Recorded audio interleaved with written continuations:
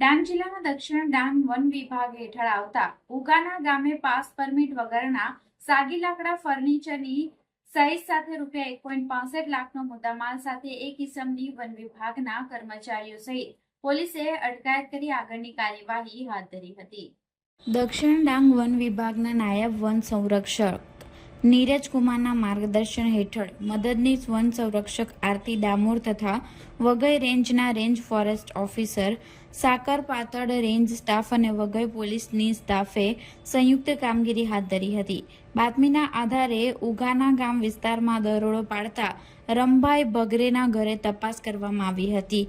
તપાસ દરમિયાન ત્યાંથી અંદાજે 1.569 ઘનમીટર સાગ લાકડું તેમજ ફર્નિચર બનાવવાના કટર મશીન તથા અન્ય સાધનો મળી આવ્યા હતા. વન વિભાગે 1.65 લાખનો મુદ્દામાલ જપ્ત કર્યો હતો. આ મામલે વિનોદભાઈ તુલસીરામભાઈ બગરેની અટકાયત કરવામાં આવી છે.